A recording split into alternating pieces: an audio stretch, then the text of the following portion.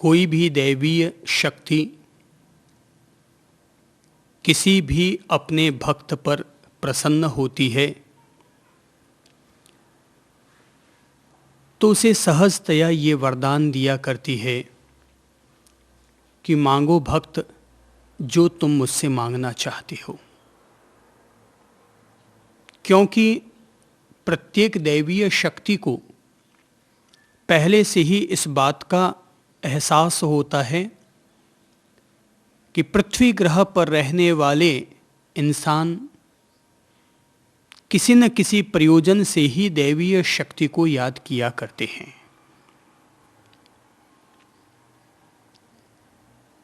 नचिकेता को भी जब यमराज ने प्रसन्न होकर के यह कहा कि मांगो वत्स, तुम मुझसे कौन से वर या वरदान मांगना चाहते हो। जैसा कि हम लोग इन वरदानों पर अब तक चर्चा कर चुके हैं कि नचिकेता ने पहले वरदान के रूप में अपने पिता की प्रसन्नता चाही थी, अर्थात मेरे पिता मुझ पर प्रसन्न हो, मेरे पिता का जीवन सुखमय हो, उनका शेष जीवन प्रभु के लिए समर्पित रहे, मेरे प्रति प्रेम पूर्ण समर्पित रहे। अर्थात माता पिता की प्रसन्नता यही प्रत्येक संतान का पहला दायित्व और धर्म होता है।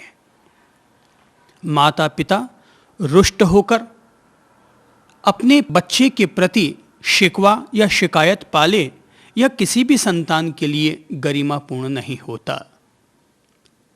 यमराज ने अपनी ओर से तथास्तु कहते हुए पिता की प्रसन्नता का वरदान नचिकेता को दिया। नचिकेता ने दूसरे वरदान के रूप में यह प्रार्थना की थी कि प्रभु,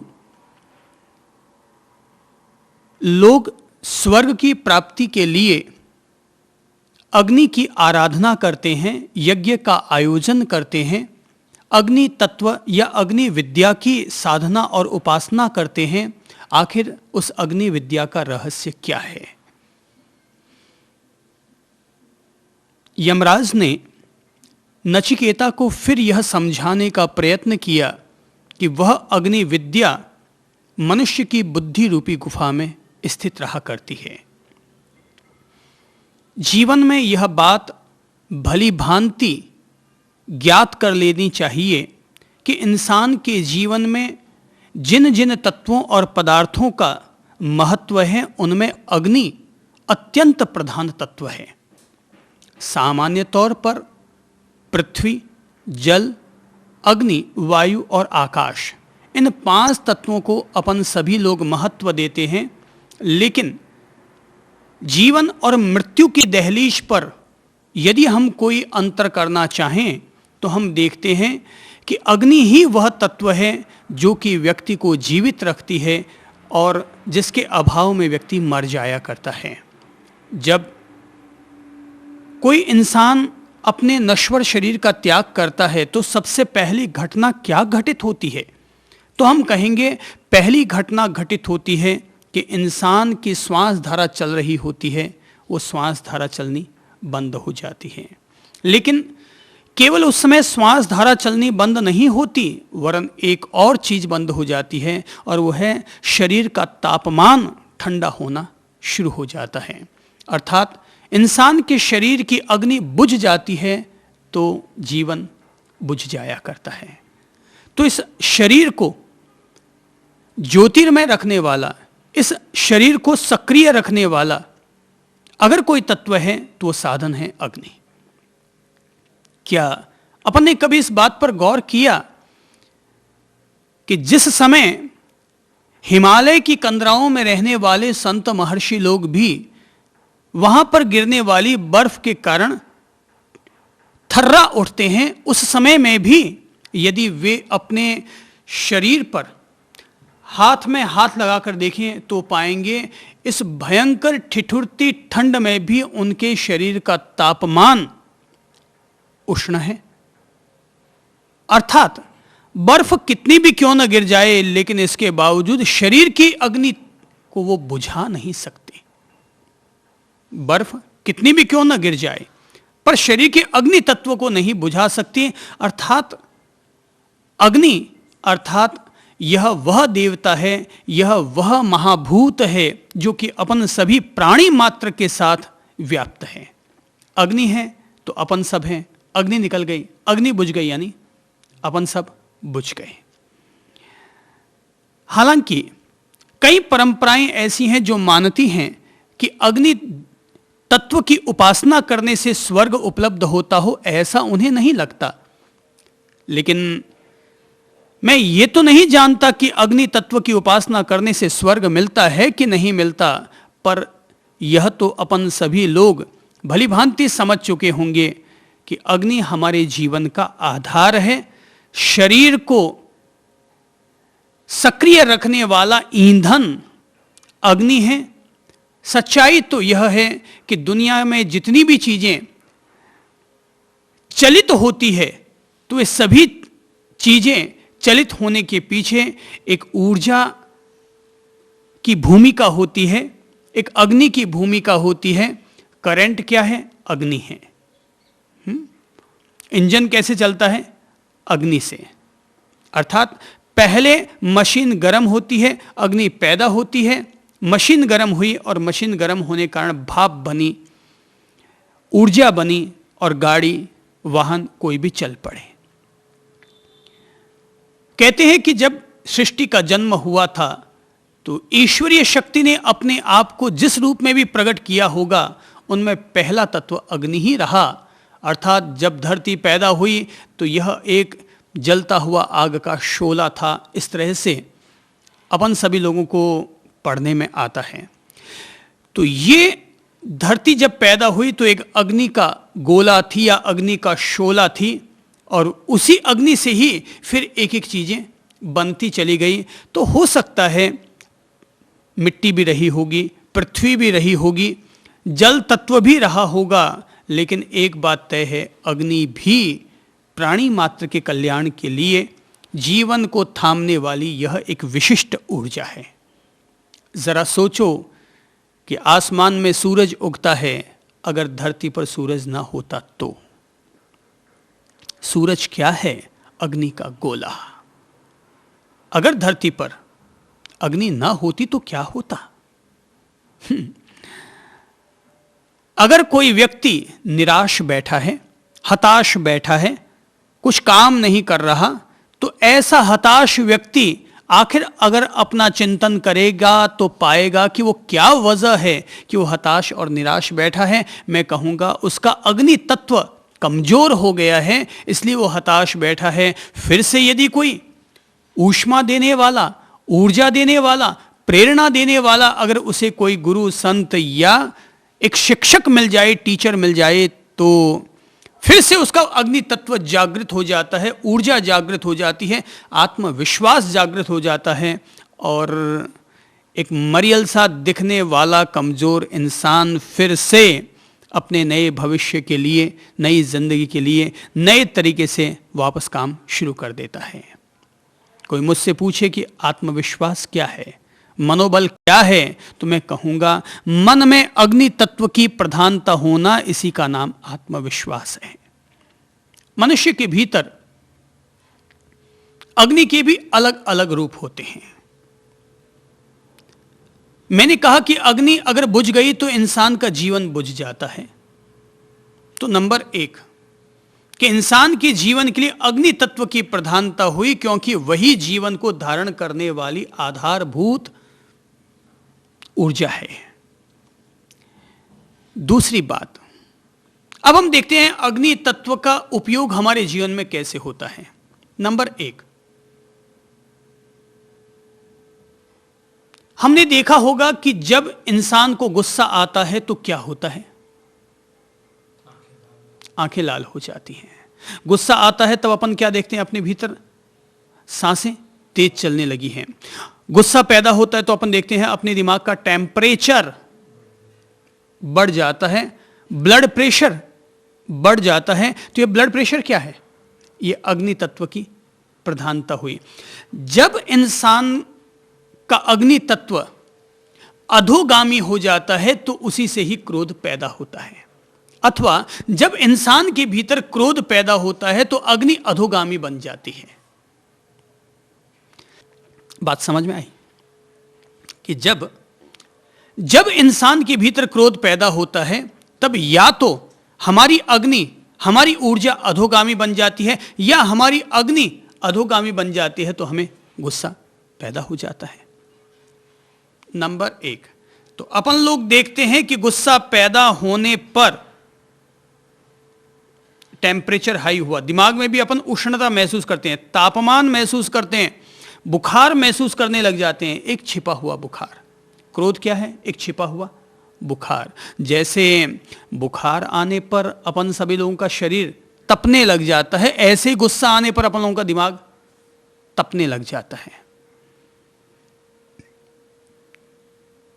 तो अगर तपेले के नीचे अगर अपन लोगों ने अग्नि जलाई तो क्या होगा? तपेला गर्म होगा। ऐसे ही हमारे भीतर भी अगर गुस्सा पैदा हो गया तो क्या होगा? दिमाग भी गर्म हो जाएगा। तो ये क्या हुआ? गर्म होना क्या है? ये भी एक अग्नि है। नंबर 2,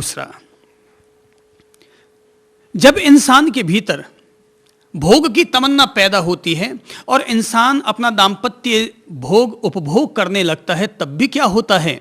अपन देखते हैं उस समय भी शरीर गर्म हो जाता है, शरीर उस समय भी उष्णता प्रधान हो जाता है, सांसें तेज चलने लग जाती हैं, उबड़ खाबड़ चलने लग जाती है, व्यक्ति अव्यवस्थित हो जाता है, शरीर में ब्लड प्रेशर उस समय तेज गति से बढ़ जाता है। अर्थात यह भी एक अग्नि हुई। तो क्रोध के रूप में अग्नि जब पैदा होती है तो विध्वंस करती है, भोग के रूप में अग्नि जब पैदा होती है तो सृजन करती है। भोग किस लिए किया जाता है? नए संसार के सृजन के लिए। तो अग्नि जब भोग के रूप में प्रकट होती है तो सृजन किया करती है, और वही अग्नि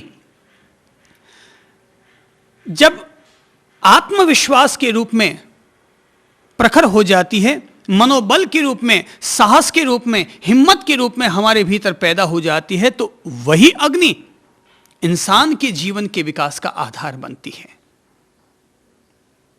तो निराशा और आशा, निराशा यानी अग्नि कमजोर हो गई, आशा अर्थात फिर से अग्नि ज्वाज्वल्यमान हो गई, तेज हो गई, प्रकाश हमें उपलब्ध हो गया, हमारा आभा मंडल तेज हो गया। तो अगर वैदिक परंपरा ने अपनी ओर से यज्ञ का अनुष्ठान शुरू किया और उस यज्ञ के अनुष्ठान में अग्नि को प्राथमिकता दी गई, अग्नि को प्रधानता दी गई, तो कोई ये ना समझे कि अग्नि की पूजा करने से भगवान मिलते होंगे, वरन ये यज्ञ में जलाई जाने वाली अग्नि इस बात की प्रेरणा देती है कि जैसे यज्ञ के कुंड में अग्नि जलने पर देवता प्रसन्न होते हैं, ऐसे ही तुम्हारे स्वयं के भीतर भी एक रचनात्मक, एक सकारात्मक, एक गुणधर्मी अगर सात्विक अग्नि प्रकट हो जाए तो वह अग्नि हमारे लिए भी जीवन के विकास का आधार बन सकती है, हमारे कमजोर मनोबल और आत्मविश्वास को फिर से सुदृढ़ कर सकती है, और यही अग्नि हमें परमात्मा तत्व तक से भी मिलने का रास्ता खोल सकती है। मुझे याद है, कहते हैं एक इंसान के 2 हाथ कट गए। उस आदमी ने सोच लिया कि अब उसके दोनों हाथ कट चुके हैं। पहले वो मिलिट्री में रहा था, पर मिलिट्री से चूंकि हाथ कट गए तो रिजाइन हो गया या मुक्त हो गया। घर आया तो घर वाले उपेक्षा करने लगे, क्योंकि इंसान तो पैसा कमाता अच्छा लगता है, नारी काम करती अच्छी लगती है और पुरुष पैसा कमाता अच्छा लगता है। नारी अगर सोच ले मैं काम नहीं करूंगी, पुरुष अगर सोच ले कि मैं पैसा कमाकर नहीं लाऊंगा, तो दोनों ही निकम्मे कहलाएंगे, दोनों ही भारभूत कहलाएंगे, दोनों ही अर्थहीन हो जाएंगे। तो कुछ न कुछ तो किया जाना चाहिए कर्मयोग। तो चूंकि दोनों हाथ कट गए, कमा नहीं पाता था, घर वालों के द्वारा उपेक्षा हो गई, तो सोचा जाकर के मर जाता हूं, ट्रेन के नीचे कट जाता हूं। वो निकल पड़ा, लेकिन पटरी पर सो चुका था, ट्रेन आने वाली थी कि सोए सोए ही उसे अचानक ये महसूस होने लगा, ओ 2 हाथ कट गए तो क्या हुआ, तो पांव तो अभी तक भी मेरे पास सुरक्षित हैं। नहीं, ये जीवन प्रभु ने मरने के लिए नहीं दिया है। मरना इंसान की मजबूरी हो सकती है, यहां मरना मना है। जैसे आपने कभी लतीफे की किताब देखी होगी जिसके ऊपर लिखा रहता है हंसना मना है। हंसना मना है क्यों लिखा गया है? क्योंकि हंसी की ही बात हो रही है, तुम्हें मना किया जा रहा है, मगर फिर भी हंसना होगा। तो मैं कहूंगा लतीफे वाली किताबों पर लिखा जाता है हंसना मना है, मैं कहूंगा मेरी किताबों पर लिखा जाए मरना मना है। अर्थात इंसान मरे नहीं, इंसान जिए, जीवन जीने के लिए है। और जब हम यमराज के सामने बातचीत कर रहे हैं तो तय है कि अगर हम मृत्यु से डर करके यमराज के सामने जाना चाहेंगे तो हम कभी भी जीवन और मृत्यु के रहस्यों को समझ ना पाएंगे। जो मैं कुछ कह रहा हूं वो जीवन का प्रतीक है, यमराज मृत्यु के प्रतीक हैं। तो अपन लोग जब यमराज से मिल रहे हैं तो ध्यान रखिएगा, ये यमराज से होने वाला संवाद, नचिकेता का यमराज से होने वाला संवाद जीवन और मृत्यु के बीच में होने वाला संवाद है। नचिकेता अर्थात एक जीवन, क्योंकि वो जीवित वहां पहुंचा है, और यमराज मृत्यु के देव हैं। तो जीवन का प्रतीक है नचिकेता, अपन सब लोग जीवन के प्रतीक हैं। तो जीवन और मृत्यु के बीच में संवाद हो रहा है।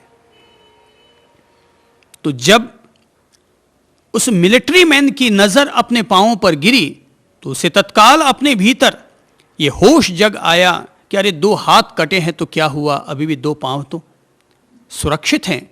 नहीं, जीवन मरने के लिए नहीं है, मैं कुछ और करूंगा। कहते हैं वो आदमी वहां से निकलकर आ गया। पर क्या ये जो मैं घटना कह रहा हूं, आप इसका मतलब समझ गए कि मैं क्यों कह रहा हूं? ये जो इंसान वहां पटरी पर सोया हुआ था, मरने के लिए गया था, ये क्या कहना चाहती है घटना? ये बताना चाहती है कि उसकी अग्नि कमजोर हो गई थी, और जैसे ही उसकी नजर अपने पांवों पर गिरी और भीतर में एक ऊर्जा जगी, सोई हुई चेतना जगी, और ये सोई हुई चेतना का जगना अपने आप में अग्नि तत्व का जगना है। ये जीवन में होने वाला यज्ञ का आयोजन है।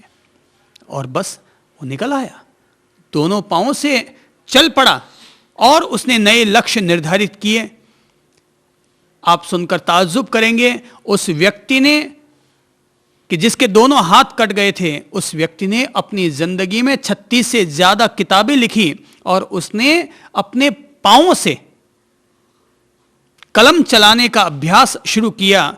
और कलम चलाने में धीरे धीरे वो इतना निष्णात हो गया कि उसे एहसास ही नहीं रहा कि मेरे हाथ कट गए हैं। जो काम हाथों से होते थे, उसने काफी कुछ काम अपने पांवों से करने शुरू कर दिए। भाई, ये तो अग्नि तत्व की उपासना है। जिसकी अग्नि बुझ गई वो ठंडा हो गया, जिसकी अग्नि जग गई वो वापस अपनी जीवन के विकास के लिए, जीवन के सृजन के लिए, जीवन में कुछ कर गुजरने के लिए कटिबद्ध हो गया। वरना सोचो कि कठोपनिषद जैसे पवित्र शास्त्र पर, कि जिस शास्त्र में मृत्यु से संवाद है, अपन जीवन जीने वाले लोगों के लिए उसका क्या उपयोग होगा? ऋषि मुनियों ने जिस कठोपनिषद की रचना की थी, क्या जरूरत है कि इसकी रचना हुई, और क्या जरूरत है कि अपन लोग इस पर चर्चा करें? अपन लोग मृत्यु पर चर्चा नहीं करें, अपन लोग जीवन पर चर्चा कर रहे हैं। और मृत्यु जीवन का एक उपसंहार है, मृत्यु जीवन की एक कड़ी है। मृत्यु जीवन को समाप्त नहीं करती, वरन जीवन की धाराओं को नए नए आयाम देती है। जैसे कोई इंसान सीढ़ियों से ऊपर चढ़ता है कि नीचे उतरता है, तो सीढ़ियां क्या करती हैं? नए आयाम देती है उसे। तो मृत्यु भी एक नई सीढ़ी की तरह है जो हमें एक नया आयाम दिया करती है। अग्नि तत्व की उपासना करने का अर्थ यह हुआ, अर्थात यमराज से नचिकेता ने अग्नि विद्या का जो रहस्य जानने का प्रयत्न किया, मुझे लगता है उसका सार संदेश यही है कि इंसान को अपनी बुद्धि को अपनी पराकाष्ठा तक ले जाना चाहिए, अपनी प्रज्ञा को अपनी मेधा को, अपनी प्रतिभा को जागृत करना चाहिए, क्योंकि अपनी मेधा और प्रतिभा को जागृत करना सबसे महान यज्ञ है। रोजाना ईश्वर ने जो हमें बुद्धि दी है, श्रद्धापूर्वक उसका श्रेष्ठ इस्तेमाल कीजिए। अपनी बुद्धि को और आगे बढ़ाने के लिए, जैसे अपन लोग पेंसिल का यूज करते हैं, पेंसिल चलाते हैं और जब वो चलते चलते आगे से मोटी हो जाती है तो अपन क्या करते हैं? क्या करते हैं? उस पर धार करते हैं। फिर अपन धार करते हैं। अपन सोचें, अपन लोग या इस धरती पर रहने वाले, पृथ्वी ग्रह पर रहने वाले लोग, कि जब इस बुद्धि का उपयोग करते करते फिर ये मोटी हो जाती है, कि अपन लोग इस पर धार करने का प्रयत्न करते हैं। यज्ञ के रूप में अग्नि की उपासना करने का अर्थ यही है कि अपन लोग उस अग्नि तत्व को फिर से प्रेरणा के रूप में, प्रेरणा के दीप के रूप में जलाते हैं और अपने भीतर प्रेरणा प्राप्त करते हुए अपनी धार को और तेज करते हैं। लोग बुद्धि का उपयोग खूब करते हैं, पर इसको धारदार बनाने का प्रयत्न नहीं करते।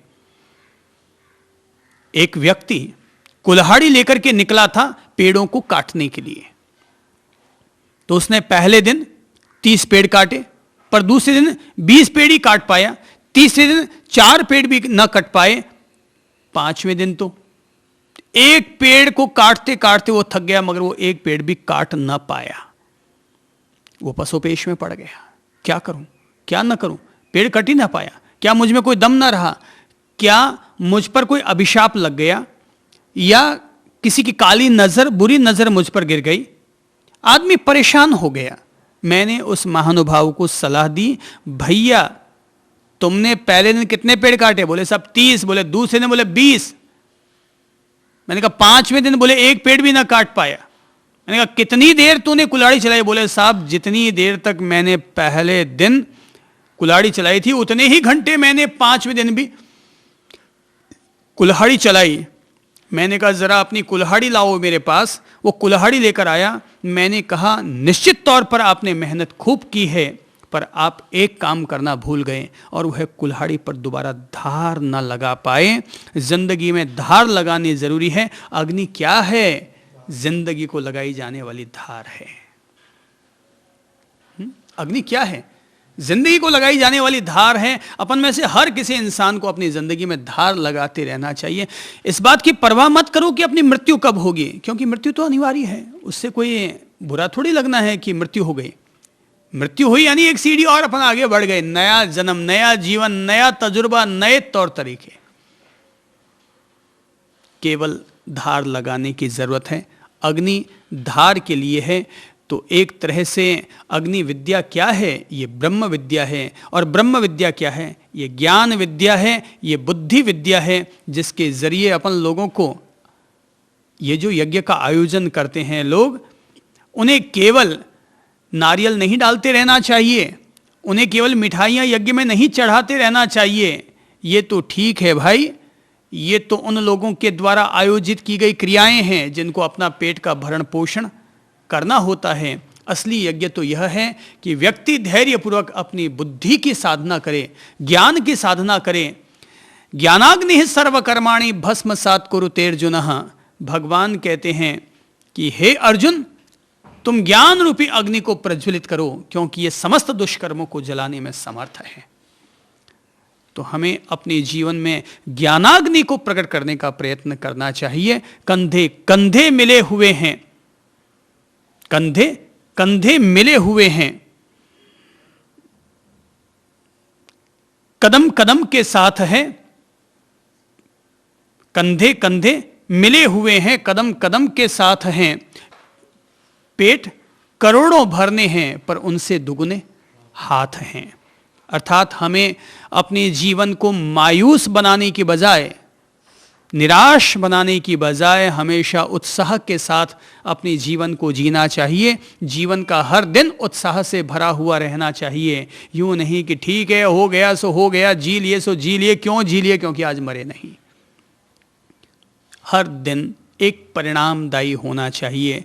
सूरज अगर उगता है तो एक परिणाम लेकर के वो सांझ को अस्त होता है।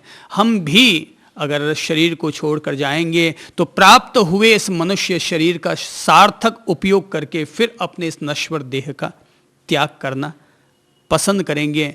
वे बेवकूफ़ होते हैं जो कहते हैं साहब मौत आती है तो कहते हैं मौत तो बहुत जल्दी आ गई, थोड़ा देरी से आना, अभी तो हमें बहुत कुछ करना बाकी है। तो भाई मौत कहती है बहुत कुछ करना बाकी है, तो इतने साल तक क्या किया था?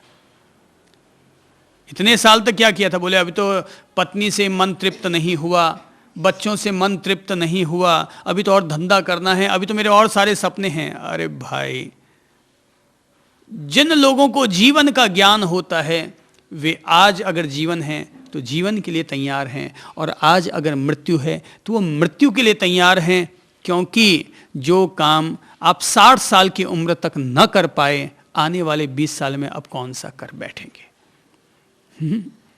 40 साल तक अगर आप में से किसी की उम्र जैसे 40 साल है, आपकी 60 साल है, तो अपन जो काम 60 साल तक न कर पाए तो कौन सी अपन लोग कोई और 10 साल 20 साल जी के अपन कुछ कर लेंगे क्या? अपन वापस 10 साल बाद भी यही कहेंगे, हे भगवान, हे यमराज जी, हे मृत्युदेव, थोड़ा सा अमृत तत्व हमें और दे दो, थोड़ी सी अग्नि हमें और दे दो, थोड़ी सी ऊर्जा हमें और दे दो, ताकि जीवन हमारा बना हुआ रह सके। अभी तो पोतों की शादी करनी है, अभी तो एक दुकान में घाटा चल रहा है उसको मुनाफे में लाना है, अभी तो ये वो यानी कि निगण पूछना ये वो सब चलता रहता है। तैयार रहना चाहिए इंसान को, तैयारी रहनी चाहिए, क्योंकि मृत्यु का कोई पता नहीं है कब वो आ धमके। तो अपन लोगों को जीवन में इतना कुछ करते रहना चाहिए कि ये इंतज़ारी मत करो कि 20 साल तक और जिएंगे, वरन आज के दिन को सार्थक करो, क्योंकि दुनिया का सबसे ज़्यादा शक्तिशाली न अतीत है न भविष्य है, इंसान का वर्तमान ही उसका सबसे ज़्यादा शक्तिशाली तत्व है। इसलिए अपने वर्तमान को हम शक्तिमान बनाएं, अपने वर्तमान को हम शक्तिमान बनाएं, इतना शक्तिमान बनाएं कि हमारा भविष्य हमारे वर्तमान का परिणाम हो। नचिकेता जी ने यमराज जी से वरदान के रूप में अग्नि का रहस्य जानना चाहा कि ऐसा स्वरूप उपलब्ध होता है जिस अग्नि के जरिए जहां स्वर कहलाता है, न रोग है, न बुढ़ापा है, न कोई कष्ट है, तो ऐसा आनंदमयी संसार जिसके जरिए मिलता है वो अग्नि तत्व है। मैं तो कहूँगा मरने के बाद कौन सा स्वर्ग मिलता है? अगर हम अपने ज्ञान, अपनी बुद्धि, अपनी प्रतिभा धारदार बनाते हुए अगर ठीक से इस्तेमाल करते हैं तो मेरी समझ से तो ये जो वर्तमान है ना, ये जो पृथ्वी ग्रह है, ये जो अपन लोगों का जीवन है, ये जीवन भी उतना ही स्वर्ग में हो सकता है जितना कि किसी मरने के बाद आसमान में बने हुए स्वर्ग की उपलब्धि होने पर होता होगा। अब मृत्यु के बाद के जो लोग होते हैं उसकी चर्चा तो अपन फिर कभी करेंगे, अभी तो अपन अपने वर्तमान की चर्चा करते हैं, क्योंकि वर्तमान में अपने हथेली पर मृत्यु है कि जीवन है? क्या है? जीवन। तो जब हमारी हथेली पर जीवन है तो हम जीवन पर चर्चा करेंगे, और अगर मृत्यु का रहस्य भी समझेंगे तो भी अपने जीवन के लिए समझेंगे, जीवन में उसका सही परिणाम प्राप्त करने के लिए हम समझेंगे। कहते हैं कि नचिकेता ने तीसरा वर मांगा, और तीसरे वर के रूप में उन्होंने जो कहा आज हम उसी पर चिंतन और मनन करते हैं। कठोपनिषद के शब्द हैं। कहते हैं कि नचिकेता ने यमराज से पूछा, मरे हुए मनुष्य के विषय में जो यह संशय है कि कोई तो यूं कहते हैं कि रहता है और कोई कहते हैं नहीं रहता है।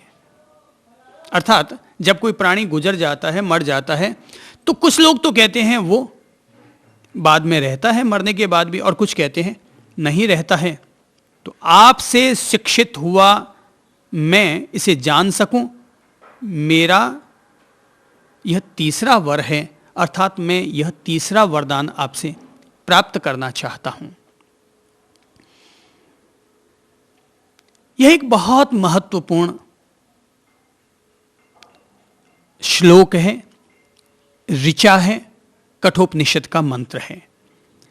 कि नचिकेता ने अपनी ओर से तीसरे वर के रूप में यह जानना चाहा कि हे प्रभु, आप मुझे यह बताने का कष्ट करें कि कुछ लोग कहते हैं कि इंसान के मरने के बाद वो रहता है और कुछ कहते हैं वो नहीं रहता। तो आप मुझे समझाने का प्रयत्न करें या मुझे इसका आत्म रहस्य समझाएं, आत्मज्ञान प्रदान करें कि आखिर सत्य क्या है। क्योंकि मृत्यु के बारे में जितना आप जानते हैं, जीवन के बारे में जितना आप जानते हैं, जीवात्मा के बारे में जितना आप जानते हैं, उतना दुनिया में और कौन भला जान सकता होगा। क्योंकि अपन सब जो सशरीर रहने वाले प्राणी हैं, इस शरीर में से प्राण तत्व को कैसे निकाला जाए और कैसे वो निकाल करके यमराज ले जाते होंगे, अब इसके बारे में जितना ज्ञान उस मृत्यु देव को होगा, उतना तो दुनिया के किसी भी बड़े से बड़े योगी को भी नहीं होगा। इसलिए दुनिया का सबसे महान योगी कोई है तो वो यमराज ही है। मृत्यु देव ही संसार का सर्वोच्च योगी राज है, क्योंकि वो आत्म तत्व को जानने वाला है, क्योंकि वो प्राण तत्व को जानने वाला है, क्योंकि वो जीवात्मा को जानने वाला है, क्योंकि वो जीवात्मा को शरीर से भिन्न करना जानता है, इसलिए वो भेद विज्ञानी भी है। दुनिया का सबसे महान वैज्ञानिक मृत्युदेव, सबसे महान वैज्ञानिक मृत्युदेव, क्योंकि वही एक ऐसी क्षमता रखता है जो कि दूध को दूध और पानी को पानी कर सकता है। अपन धरती पर रहने वाले जीव ध्यान और योग की शरण में जाने के बावजूद वर्षों वर्ष साधना करते रहते हैं, लेकिन इसके बावजूद आत्मज्ञान की आखिरी ऊंचाइयां अपन लोग उपलब्ध नहीं कर पाते।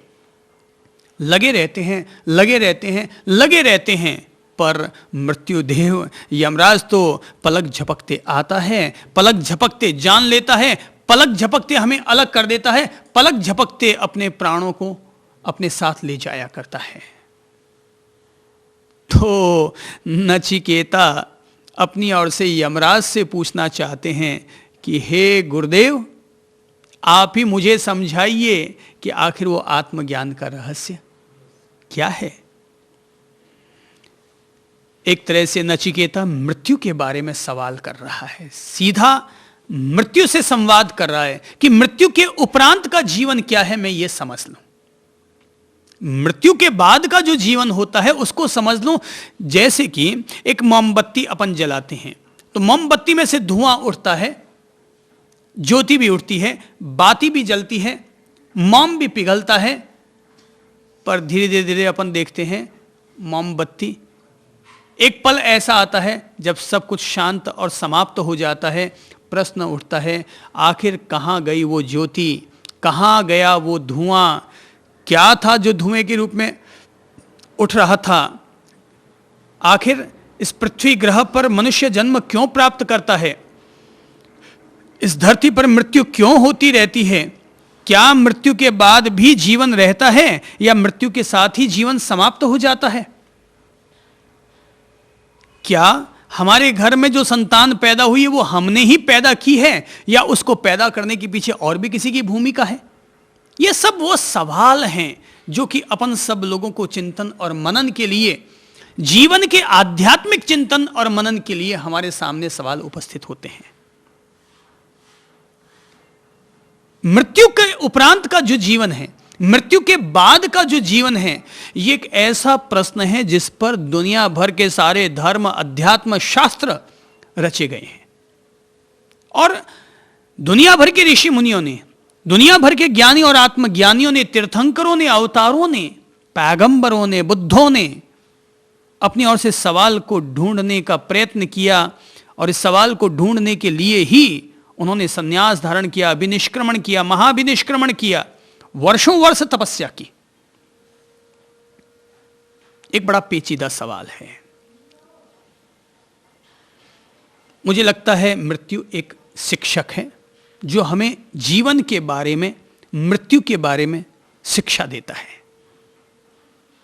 मृत्यु से बढ़कर टीचर और कौन होगा जो कि हमें मृत्यु के बारे में समझा सके, जीवन के बारे में समझा सके, जीवात्मा के बारे में समझा सके। आप लोगों ने कभी एक छोटी सी कहानी सुनी होगी। कहते हैं कि एक चित्रकार ने एक अद्भुत अनहोना चित्र बनाया उस चित्र में एक इंसान आसमान में उड़ता हुआ जा रहा है जिसके 2 पंख लगे हुए हैं और दोनों तरफ पंख लगे हुए हैं, पर उसके सिर के बाल इतने ज्यादा घने हैं कि उसके बालों से ही उसका चेहरा ढका हुआ है। बालों से ही उसका चेहरा ढका हुआ है। तो आखिर चित्रकार से पूछा गया कि भाई ये तुमने किसका चित्र बनाया है? तो बताया गया ये मैंने अवसर का चित्र बनाया है। तो बोले अवसर का चित्र बनाया, ये बात तो समझ में नहीं आई, और मान लो समझ में आ भी गई, तुमने कहा है तो, पर एक बात समझ में नहीं आई कि तुमने उसमें इंसान का चेहरा क्यों बनाया, उसके 2 पंख क्यों बनाए, और इंसान का चेहरा बनाया तो उनको बालों से क्यों ढक दिया? तो चित्रकार ने कहा कि भाई अवसर जब भी आता है तो पूछ के नहीं आता, वो ढका हुआ आता है। इंसान अगर उसके पर्दे को हटा दे, बालों को हटाकर अगर देख ले, तब तो तत्काल उसके चेहरे के सौंदर्य का, अवसर का वो सदुपयोग कर लेगा। पर तो बोले कि तुमने पंख क्यों बनाए? बोले पंख इसलिए बनाए क्योंकि अवसर आता तो है, पर वापस पंख उसके लगे हुए हैं, वो हाथों हाथ उड़ भी जाया करता है। जो लोग उसका उपयोग कर लेते हैं अवसर उसका होता है, और जो उपयोग नहीं कर पाते वो पंख लगा हुआ अवसर आता है, उड़ जाया करता है। हमें हमारा मिला हुआ जीवन भी एक अवसर की तरह है, जो कि जीवन के रहस्यों को जानने के लिए है, मृत्यु के रहस्यों को जानने के लिए है, आत्मज्ञान प्राप्त करने के लिए है। जो अवसर का उपयोग करते हैं वो तो उस उड़ते हुए पंछी को, जीवन को अपने में कैचअप कर लेते हैं। नहीं तो वही कबीर का दोहा मशहूर है कि चलती चक्की देख कर दिया कबीरा, रोए और 2 पाटन के बीच में साबुत बचाना। कोई भी यहाँ पर साबुत बचता नहीं है। सब अपन लोग मृत्यु की कलचक्की में, जैसे गेहूं के दाने पिसते हैं ना, वैसे अपन सब लोग यहाँ पर पिस रहे हैं। रोज बरोज अपन सभी लोग मृत्यु के करीब बढ़ते चले जा रहे हैं। किसी का हैप्पी बर्थडे आता है, वो कहता है कितनवां जन्मदिन है, तो सुनने को मिलता है साहब 50वां जन्मदिन है। 50वां जन्मदिन है। तो बोले 50 साल का हो गया हूँ। बोले हो कहाँ गया, 50 साल तेरे छोटे हो गए, अब तू बड़ा नहीं रहा, छोटा हो गया। इसलिए जीवन के लिहाज से देखें और मृत्यु के लिहाज से देखें तो किसी 70 वर्ष के व्यक्ति के लिए अपन क्या कहेंगे? हैं? उसका जीवन छोटा हो गया कि बढ़ गया? छोटा हो गया, यानी वो मृत्यु के करीब चला गया है। इसलिए बड़ा कौन है? छोटे बच्चे बड़े हैं क्योंकि उनके पास जीवन अभी तक बहुत बड़ा है, और जो बूढ़े हो गए हैं वो मृत्यु के करीब जा रहे हैं। यानी कब उनकी मृत्यु हो जाए कोई पता नहीं है। इसीलिए तो वशिष्ठ जी, वाल्मीकि जी, विश्वामित्र जी, जो कि दशरथ के यहाँ पर राजगुरु के रूप में रहा करते थे, विश्वामित्र ने राम का विवाह करवाने के बाद जब जाने की रजा चाही थी दशरथ जी से, तो दशरथ ने उनसे रुकने का खूब आग्रह किया, पर विश्वामित्र जी ने कहा भाई देखो, ज़्यादा मोह ठीक नहीं है, क्योंकि कभी एक वक्त ऐसा आया था कि मैं भी मोह में अंधा हो गया था और मेनका के हाथों मेरी दुर्गति हो गई थी, मैं फिसल गया था। तो अब ऐसी स्थिति में अगर तुम फिर मुझे रोकोगे तो ये फिर मेरे लिए मोह का निमित्त बन जाएगा। पर मैं तो तुम्हें भी यही कहूँगा कि तुम्हारे जितने दायित्व थे तुमने उनको पूरा कर लिया है। अब तो अच्छा होगा कि अपने बचे हुए शेष दायित्वों को भी पूरा करो, और तुम भी इस मोह तमिश्रा से निकल करके, इस मोह माया के जंजाल से निकल करके तुम भी अपने शेष जीवन को धन्य करो। तब एक बहुत सुंदर पद बनता है कि केश पके तन प्राण थके, अब राग अनुराग को भार उतारो। केश पके तन प्राण थके, अब राग अनुराग को भार उतारो। मोह महामद पान कियो, अब आत्मज्ञान को अमृत ढारो। जीवन के अंतिम अध्याय में त्याग करो और दीक्षा धारो। पुत्र को सौंप के राज और पाट, करो तप आपनो जन्म सुधारो।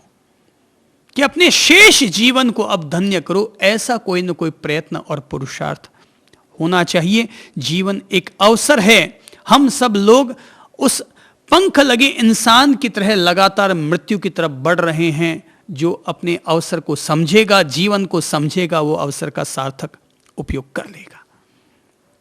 नचिकेता ने यमराज के सामने एक गंभीर प्रश्न रखा और पूछा कि हे गुरुदेव, हे महात्मन, चूंकि मैं आपके द्वारा शिक्षित हुआ हूं, आपने मुझे अग्नि विद्या का रहस्य समझाया, तो मैं अब आपका शिष्य हो चुका हूं, तो मेरे लिए तीसरा वर यही मैं मांगना चाहता हूं कि आप मुझे बताएं कि कुछ लोग कहते हैं कि मृत्यु के बाद, कुछ कहते हैं कि इंसान रहता है, आत्मा रहती है, प्राण रहते हैं, और कुछ कहते हैं प्राण नहीं रहते। तो आप मुझे इसका मर्म समझाएं कि आखिर मृत्यु के बाद क्या होता है।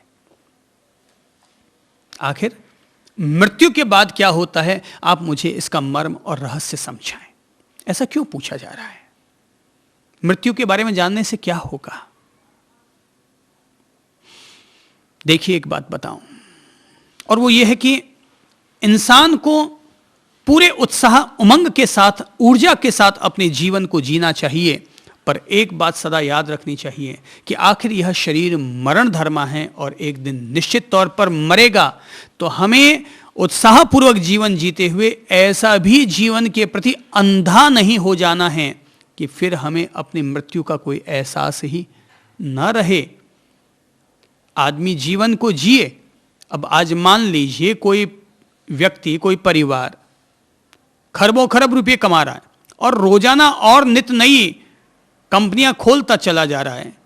जैसे उदाहरण के तौर पर अपन ले लेते हैं टाटा, बिरला, अंबानी, इनमें से किसी को भी ले लेते हैं अपन। आज सोचो, अंबानी परिवार रोज नई कंपनियां खुल रही है, रोज पैसे से पैसा खेल रहा है। वो आदमी केवल ये देख रहा है कि अब कल मुझे ये करना है, आज मुझे ये करना है, परसों मुझे ये करना है। उसके जीवन में कभी कोई एक ऐसा ऋषि भी उनको मिलना चाहिए जो उसको इस बात का एहसास दिला सके, भाई अंबानी, एक दिन तुझे मरना भी है, इसलिए ज्यादा पंपाड़ मत पाल, इतने पंपाड़ भी मत पाल कि तेरे जीवन की शांति खत्म हो जाए। तेरा जीवन केवल पैसा नहीं हो जाना चाहिए, तुम्हारे जीवन में परिवार भी है, बच्चे भी हैं, माँ बाप भी हैं, भाई भी हैं, देश भी है, धर्म भी है, समाज भी है, प्रभु भी है, वो भी तुम्हारे जीवन के एक हिस्से हैं, उन पर भी गौर करो। केवल पैसा पैसा पैसा, यही जिंदगी नहीं हो जानी चाहिए, क्योंकि एक दिन आखिर मरना भी है। और तय है कि कोई भी इंसान जब अपने शरीर को छोड़कर जाता है तो अपने साथ कुछ लेकर के नहीं जाता। हाँ, यश का शरीर पीछे जरूर छूट जाता है। तो इतना ही यश कमाओ ना कि अपयश तुम्हें छू ना पाए, इतना ही पैसा कमाओ ना कि वो पैसा तुम्हारा अनुयायी रहे, न कि तुम पैसे के गुलाम और अनुयायी बन जाओ। जिंदगी में आज़ादी का भी आनंद होता है, सुख का भी आनंद होता है, सुख का भी सुकून होता है। पैसा सुख देता है, पर जिंदगी में पैसा ही सब कुछ नहीं होता है। एक दिन मरना भी है। जो व्यक्ति इस बात को याद रखेगा, इसके कई फायदे होंगे। पहला फायदा तो यह है कि आखिर एक न एक दिन शरीर का छूट जाना है। अगर हम इस बात का बोध रखेंगे, मृत्यु के उपरांत क्या होगा ये तो अपन यमराज से बाद में समझेंगे, पर एक बात तय है कि मृत्यु होगी, मृत्यु के उपरांत भी जीवन है। इस बात पर अगर अपन चिंतन करेंगे तो पहला फायदा यह कि हम इस भौतिक संसार के प्रति अनावश्यक मूर्छित नहीं होंगे कि और कमाओ और जमीनें जोड़ो और धन माल इकट्ठा करो। वरन कहते हैं, संत एकनाथ जी से किसी ने पूछा कि गुरुजी आप इतने मस्त कैसे रह लेते हैं, बड़े ताज्जुब की बात है आप इतने मस्त रहते हैं। एकनाथ जी ने कहा, भाई मैं तुम्हें तुम्हारे सवाल का जवाब दूं उससे पहले तो तेरी खैर मना। बोले क्यों, क्या हो रहा है? बोले भाई 20 दिन के बाद तो तेरी मौत होने वाली है। बोले क्या, मैं मरने वाला हूँ? अरे भाई अब कैसे बताऊँ मरने वाला हूँ, जैसा मैं देख पा रहा हूँ उतना ही तुम्हें बता पा रहा हूँ कि 20 दिन बाद तेरी मौत होने वाली है। कहते हैं कि वो आदमी वहाँ से भगा, क्योंकि एकनाथ जी झूठ नहीं बोलते, ज्ञानी आदमी माने जाते थे। तो गया, घर भगा, बोले ये तो मुश्किल हो गई, मौत का वारंट आ गया आज मेरे लिए, धंधा पानी है। बेटे ने कहा कि पापा जी दुकान चलना है। बोले बेटा अब दुकान तू जा, मुझे तो हरि भजन में लगना है, क्योंकि 20 दिन बाद तो मौत आनी है। अब वो आदमी दुकान तो छोड़ बैठा और भगवान के मंदिर की तरफ निकल पड़ा। पत्नी ने कहा खाना तो खा जाइए। बोले मंदिर में प्रसाद ले लूंगा भाई। 20 दिन में उस व्यक्ति का जीवन ऐसा बदल जाता है, ऐसा बदल जाता है कि 20 दिन के बाद वो सोच लेता अब आज 20वां दिन है, मृत्यु होगी। तो 20 दिन में उसने इतना धर्म कर लिया, कर्म कर लिया, इतने पुण्य कमा लिए कि उसको लगने लगा अब अगर मौत आ भी जाए तो भी कोई चिंता नहीं, क्योंकि 20 दिन में मैंने इतना कर लिया, इतना कर लिया, दिन भर रात भर 20 दिन तक। जैसे बच्चा परीक्षा के दिनों में रात दिन पढ़ाई में लगा हुआ रहता है, वैसे ही मैं भी लगातार, क्योंकि परीक्षा ही तो है। और मौत क्या है? इंसान के जीवन की परीक्षा है कि भैया अब फेल पास होना है। तो इतना कुछ धर्म कर्म कर लिया तो अब तृप्ति थी, मन में शांति थी। भाई अगर मैं ऐसे ही मर जाता तो यूं ही कुछ किए बगैर ही चले जाने का गम रहता, पर अब मैंने 20 दिन में इतना कुछ कर लिया है कि अब अगर आज मौत आ भी जाए तो प्रभु को मुंह दिखाने के काबिल रहूंगा। पर 20वां दिन गुजर गया, रात गुजर गई, मौत तो आई ही नहीं। 21वें दिन वो गया दौड़ता दौड़ता एक नाथ जी के पास, बोले गुरुजी मौत तो आई नहीं। तो भैया मौत कोई पूछ के आती है क्या? एक नाथ जी ने कहा कि मौत कभी पूछ के आती है क्या? तो बोले आपने कहा था ना मौत। बोले भाई मैं ये थोड़ी कह रहा था, मैं तो तुम्हें ये बताने की कोशिश कर रहा था कि तुमने मुझसे सवाल पूछा था कि आप इतने मस्त क्यों रहते हैं। तो भाई राज ये है कि मैं मस्त इसलिए रहता हूं क्योंकि मैंने अपनी मृत्यु को भी पहचान लिया है और जीवन को भी पहचान लिया है। इसीलिए मैं कहूँगा कि हर वक्त मुझे याद रहता है कि एक न एक दिन शरीर समाप्त हो जाने वाला है, और वो एक दिन कौन सा होगा कोई पता नहीं है। आप लोगों को याद होगा कि कंस के सामने भविष्यवाणी हुई थी कि देवकी का 8वां पुत्र तुम्हारा वध करेगा। तो प्रश्न है कि उसने 7 पुत्रों का वध क्यों किया? भविष्यवाणी तो 8वें वाले पुत्र की हुई थी। तो बताते हैं कि कंस को यह गणित समझ में आ गई कि भाई 8वें पुत्र के द्वारा हत्या होगी, पर वो 8वां पुत्र की गणना कहां से शुरू की जाए? इसकी गणना कहां से शुरू की जाए? चौथे से 8वां तक पहुंचा जाए कि 7 से 8वें वाले तक की शुरुआत होगी? अब वो कहां से गणना शुरू होगी कुछ कहा नहीं जा सकता। क्योंकि मान लो आपके हाथ में घड़ी है, उस घड़ी में केवल लाइनें खींची हुई है, 1 3 12 5 ऐसा कुछ लिखा हुआ नहीं है, अंक लिखे हुए नहीं है, केवल लाइनें खींची हुई है। अब आप मुझे बताइए कि आप 12 किधर से बचाएंगे? 12 बजाने का जो सुई है वो कहाँ अटकेगा? तो आप बोलेंगे कि ये 12 बज गई है, क्योंकि घड़ी तो ऐसी ऑटोमेटिक है जिसमें केवल लाइनें खींची हुई है। अब कहाँ से शुरुआत करें? तो एक नाथ जी ने कहा कि अब ये 20वां दिन कौन सा होगा, अब ये कहाँ से शुरुआत करें? तो एहसास हो गया जिंदगी में एक दिन मौत निश्चित तौर पर होनी है। तो मौत होनी है, इसीलिए जिंदगी का आनंद लेता हूँ, जिंदगी के प्रति, इस दुनिया के प्रति अनासक्त होकर जीता हूँ, इसीलिए इतना आनंदित रहता हूँ। ठीक है, आनंद लेता हूँ। मृत्यु का बोध होना चाहिए। मृत्यु के बारे में जान लेने से, मृत्यु देव के सामने चले जाने से, मृत्यु का आमना सामना कर लेने से। दुनिया में कई लोग ऐसे भी सुनने को मिलते हैं कि डॉक्टरों ने जिनके लिए घोषणा कर दी थी कि मर गया, मगर फिर वापस वो बैठ जाते हैं। वो चले गए होंगे कोमा में, मगर वापस बैठ जाते हैं। और जब वो अपनी घटनाएं सुनाते हैं कि वे किस तरह से, वो कौन उनको लेके गया, वापस वो कैसे लौट करके आए, यमराज ने उनको वापस कैसे लौटा दिया, उनके जो तजुर्बे उस समय वो जो कहते हैं 3 मिनट 5 मिनट 10 मिनट के, वो बड़े ज़बरदस्त होते हैं। दुनिया की सबसे महान आत्मकथा जैसे हो जाया करते हैं।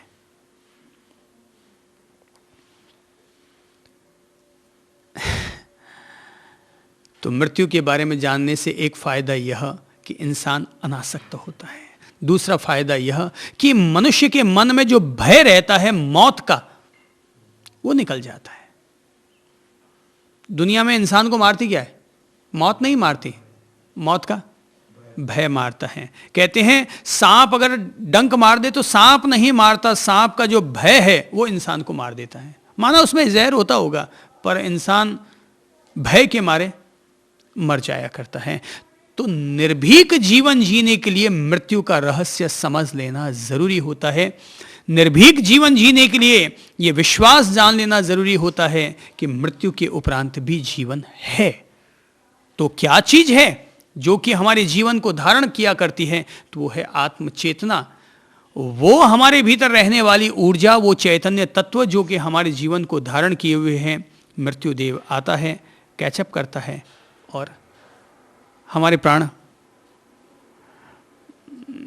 पखेरु पिंजरे में से निकाल के ले जाता है। तो एक तरह से एक ऐसा ये प्रश्न है कि जिस प्रश्न को सुनकर एक बार तो मृत्युदेव भी हिल जाते हैं, क्योंकि भाई हर आदमी के पास एक सीक्रेट चाबी होती है। अब अगर वो अपनी सीक्रेट चाबी हर किसी अरे गहरे नथु खैरे को बता देगा तो सब मुश्किल खड़ी हो जाएगी। मृत्यु अगर अपना रहस्य संसारी प्राणी के हाथ में थमा देगा तो ये तो बड़ी मुश्किल खड़ी हो जाएगी, क्योंकि यही तो वो चीज है जिस कारण लोग यमराज से डरते हैं, मृत्यु से लोग डरते हैं।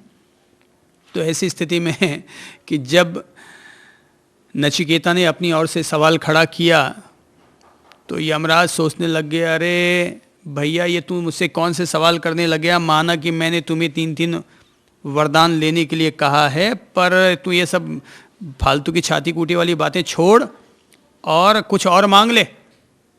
हैं, ये मृत्यु का रहस्य मत पूछ। इंसान रहता है कि नहीं रहता है ये रहस्य भले ही पूछ ले, पर वो किस तरीके से मैं उसको लेके जाता हूं और क्या होता है। तू अगर मुझसे वो आत्मज्ञान लेना चाहता है, वो रहस्य जानना चाहता है, तो भैया ये सब तू छोड़ दे, मुझे सता मत। मुझे सता मत, यहां से चला जा, कुछ और मांग ले। बोले नहीं नहीं गुरुदेव, आप ये क्या कह रहे हैं? मैं तो आपका शिष्य हूं, आपसे शिक्षित हुआ हूं, तो मैं तो वही मांगूंगा जो कि मैं जानने के लिए यहां तक पहुंचा हूं। तो आप तो मुझे वही ज्ञान दीजिए। गुरु ने कहा, यमराज ने कहा, भैया तू चाहे तो मैं तुझे देव देवांगनाएं दे सकता हूं, तू जा और उनके साथ स्वतंत्र आनंद कर। तू कहे तो मैं तुम्हें पृथ्वी का अधिपति बना दूं, जा और राज्य कर। तू अगर चाहे तो मैं तुझे दीर्घ आयु प्रदान कर देता हूं, तू जा और लंबी उम्र जी। पर ये जो मृत्यु का रहस्य जानने के बारे में तू मुझसे सवाल करता है, इसको छोड़ दे। ये मृत्यु का रहस्य, ये जीवात्मा का रहस्य, मृत्यु के उपरांत का जीवन का जो रहस्य है, वो मुझसे तू मत पूछ। और जो चाहे सो पूछ ले, पर ये सब बातें मुझसे मत पूछ। पर नचिकेता तो अड़ा हुआ रहा। उसने कहा, भगवान मैं ये देव देवांगनाओं के चक्कर में यहां नहीं आया हूं। अगर कोई व्यक्ति साक्षात रूप में उस विषय का परम ज्ञाता है और मैं उनसे उस विषय का ज्ञान लेने की बजाय इधर उधर की बातें करूं, ये मेरे लिए ठीक नहीं। क्योंकि मृत्यु के बारे में जानना है तो मृत्यु से बड़ा टीचर और कौन होगा, आपसे ज्यादा ज्ञानी और कौन होगा। मुझे इस प्रश्न का जवाब पृथ्वी ग्रह पर और कोई भी नहीं दे सकता। ब्रह्मा जी को भी ये अटकल पता है कि नहीं, विष्णु जी को भी, महावीर जी को भी ये तरीका मालूम है कि नहीं, लेकिन आपको तो निश्चित तौर पर ये तरीका मालूम है। इसलिए आप कृपा करके मुझे आत्मज्ञान प्रदान करें, अपना तजुर्बा मुझे प्रदान करें। दुनिया में 2 तरह के ज्ञानी होते हैं। कितनी तरह के? 2 तरह के ज्ञानी होते हैं। एक तो वे जिनको किताबों का ज्ञान होता है, और एक वे जिनको कि अनुभव का ज्ञान होता है। अगर मुझे किताबों वाले पंडित जी से पूछना होता तो मैं पृथ्वी ग्रह पर पूछ लेता, अपने खुद के पापा कौन से कम पंडित थे, उद्दालक जी कौन से कम पंडित थे, हम उन्हीं से पूछ लेते। पर वो किताबों वाले पंडित हैं और आप अनुभव वाले, तजुर्बे वाले आप पंडित हैं। इसलिए मैं तो आपसे वरदान के रूप में, तीसरे वरदान के रूप में मृत्यु का रहस्य ही जानना चाहूंगा। मृत्यु का रहस्य ही जानना चाहूंगा कि आखिर वो मृत्यु क्या है। तो कुछ लोग कहते हैं इंसान मरने के बाद रहता है, और कुछ कहते हैं नहीं रहता है। हे गुरुदेव, आप मुझे इसका मर्म समझाइए। अमूमन तो धरतीवासियों को ये प्रेरणा ही नहीं जगती कि अपन लोग मृत्यु के बारे में जाने। लोग तो मृत्यु का नाम सुनते ही घबरा जाते हैं, मृत्यु का नाम सुनते ही कांप उठते हैं, बोले नहीं नहीं भाई, मृत्यु से डर लगता है, मरने के नाम से डर लगता है। निर्भय अगर जीवन होना है, निर्भीक जीवन का मालिक होना है, तो मैं कहूँगा मृत्यु से संवाद करो, मृत्यु को समझो। हो सकता है कभी कभी इंसान को शमशान घाट भी जाना चाहिए, कब्रिस्तान भी जाना चाहिए, वहाँ जाकर के जीवन के इस तत्व को समझना चाहिए, क्या है जीवित और क्या है मृत, क्या है जो मृत्यु के बाद रहता है, और क्या ये है जो मृत्यु हो गई तो भी ये बिखर गया। तो अग्नि बुझ गई, मृत्यु हो गई, यानी अग्नि बुझ गई। लोग डरते हैं मृत्यु से, मेरी समझ से मृत्यु से नहीं डरना चाहिए इंसान को। हाँ, रोग है तो उसका समाधान करो, कोई शोक है किसी को तो उसका समाधान करो, पर मृत्यु है, मेरा बोध तो मुझे यही बताता है कि अपन लोगों को जीवन के लिए भी तैयार रहना चाहिए और मृत्यु के लिए भी तैयार रहना चाहिए। मुझे तो ऐसा लगता है और ज़्यादा जीकर क्या कर लोगे, जैसा कल जिए थे वैसे ही आज जी रहे हो, वही खाना पीना अंगना मूतना जो कुछ भी अपन करते डरते हैं, ये जो शरीर के गुण धर्म हैं वही कल कर रहे हैं, कल कर रहे थे, वही आज कर रहे हैं, 20 साल पहले भी वही कर रहे थे, और 10 साल और भी अगर जी लेंगे तो यही तो करके जाएंगे। ठीक है, थोड़ा धंधा और कर लोगे भाई, थोड़े पाप पुण्य और कमा लोगे, थोड़े बेटों के लिए पोतों के लिए थोड़ा धन और इकट्ठा कर दोगे। कोई ऐसा तो है नहीं कि 10 साल तक और कमा करके आप कोई एक अच्छी सी हॉस्पिटल बनाकर जाएंगे, कोई एक गरीबों के पढ़ने के लिए कॉलेज बनाकर जाएंगे, आप कोई कन्याओं के लिए महाविद्यालय बनाकर जाएंगे, ऐसा तो मुझे कोई लगता नहीं है। तो 10 साल आप जीकर करेंगे क्या? और मुझे आप ये बता दें कि 10 साल तक अपन लोग और ज़्यादा अगर जीना चाहेंगे तो अपन करेंगे क्या? तो ले दे के वही तो करेंगे जो कल परसों तक करते रहे थे। वही एक लुगाई है, वही 2 टावर हैं, वही एक मकान है, और वही छाती कूटे हैं, वही घर से घाट और घाट से घर, धोबी के गधे की तरह। तो अपन लोग करने वाले तो सब वही के वही हैं, तो फिर कौन परवाह करे भाई, मृत्यु आज हो चाहे कल हो। इसलिए इतना कुछ कर जाओ कि मृत्यु चाहे आज आए और चाहे कल आए, अपना बंदा तैयार है। अपना बंदा तैयार है। ये सब बातें मैं आप लोगों को इसलिए कह रहा हूँ क्योंकि आप लोग साधना मार्ग से जुड़े हुए हैं, और अपन सब लोगों के भीतर एक भय की ग्रंथि बन जाया करती है, और मृत्यु के मर्म को अगर कोई व्यक्ति समझ ले तो मैं कहूँगा वो निर्भय हो जाया करता है। और साधक के लिए एक निर्भय चेतना का मालिक होना ज़रूरी है। आप लोगों ने एक वो पुरानी कहानी सुनी होगी कि जिस कहानी में कहा जाता है कि एक मूर्तिकार था, उसको मरने का बड़ा डर था, उसने सोचा कि मैं अपनी जैसी मूर्तियाँ और बना लेता हूँ ताकि मृत्यु आएगी तो मुझे पकड़ करके नहीं ले जा पाएगी, क्योंकि मैं उन पुतलों के बीच में, मूर्तियों के बीच में जाकर खड़ा हो जाऊंगा। बताते हैं उसने 99 मूर्तियां बनाई और खुद जाकर के बीच में 100वीं मूर्ति खड़ी हो गई।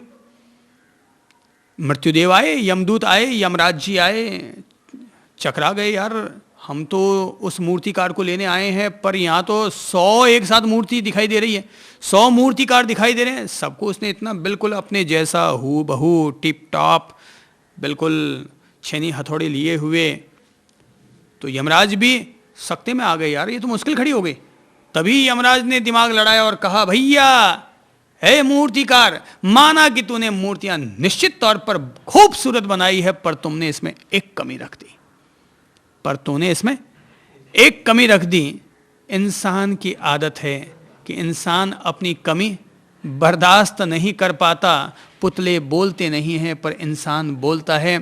पुतले और मूर्तियों की तारीफ कर दो तब भी मौन रहते हैं, निंदा और आलोचना कर दो तब भी मौन रहते हैं। काश ये इंसान अगर निंदा प्रूफ हो जाए, प्रशंसा प्रूफ हो जाए, मूर्ति ही हो जाए, एक पुतला ही हो जाए, ताकि बेअसर हो जाए कि कोई कुछ भी कहे ठीक है मूर्ति है, ये तो मंदिर की मूर्ति है, मिट्टी के माधो जी हैं, कुछ नहीं बोलेंगे, गाली दो तब भी और तारीफ के पुल बांधो तब भी। तो जैसे ही यमराज ने कहा कि भैया और तो तूने ठीक बना दिया सब कुछ, लेकिन एक कमी रख दी, तो जैसे उसने सुना कमी रख दी, उसे लगा अरे यार तब तो मैं पकड़ा जाऊंगा। उसे लगा आखिर वो कौन सी कमी रख दी। उसे कहा बंदा है तू आगे आ जा, बोले क्या कमी रख दी? बोले तूने यही कमी रख दी कि तू अपनी कमी को सुनने में सक्षम नहीं हो पाई, ये सहनशीलता तू न रख पाया। आगे आ जा। और मृत्यु आती है, उसको पकड़ कर ले जाती है। निश्चित तौर पर उस मूर्तिकार ने उन मूर्तियों को बनाने में, उन पुतलों को बनाने में, अगर 99 मूर्तियां बनाई होगी अपनी, तो निश्चित तौर पर उसमें 10 साल लगे होंगे। तो 10 साल वो मृत्यु से बचने के लिए लगाता रहा। अगर वही 10 साल वो अपने जीवन को सार्थक करने के लिए लगा देता, तो उसको मृत्यु से डरने की और बचने की ज़रूरत नहीं रहती। मृत्यु से डरते वो हैं जो जीवन में कुछ कर नहीं पाते। जो जीवन में कुछ कर लिया करते हैं वो मृत्यु से घबराते नहीं हैं। निर्भय चेतना का स्वामी होना मृत्यु का पहला संदेश है। तो नचिकेता ने यमराज से प्रश्न पूछा। वो प्रश्न पूछा भले ही नचिकेता ने हो, पर यूँ समझो अपन सब लोगों के कल्याण के लिए है, अपने जीवन के लिए है। और जीवन के लिए सार्थक उपयोग यही है कि हम सब लोग मृत्यु से निर्भय हो जाएं और जीवन का मृत्यु से निर्भय होकर के अधिक से अधिक सार्थक उपयोग करें, ताकि जब हम मृत्यु की दहलीज पर खड़े हों तो जीवन में गम ना रहे, ये तृष्णा अधूरी ना रह जाए कि हे यमराज मैं कुछ कर ना पाया, मैं कुछ ये ना कर पाया। अहो, जब अपन लोगों ने सुना है कि भगत सिंह जब फांसी के फंदे पर गए थे तो रोते रोते नहीं गए थे, हंसते हंसते गए थे। अगर वो रोते रोते जाते तो कायर कहलाते, हंसते हंसते गए, इसीलिए वो देश के शहीद कहलाते हैं। देश उन्हें याद करता है। अगर अपन लोग हंसते हंसते मृत्यु की दहलीज पर जाएंगे तो योगी कहलाएंगे, और अगर रोते रोते मृत्यु के जबाड़ों में चले जाएंगे तो मोही कहलाएंगे। अर्थात अपन यहीं आ सकते हैं, यहीं मूर्छित हैं। अंतरात्मा में जियो, आत्मा में जियो, अनासक्ति पूर्वक जीवन जीने की यही कला है। अपनी ओर से प्रेम पूर्वक इतना ही अनुरोध करता हूँ। नमस्कार।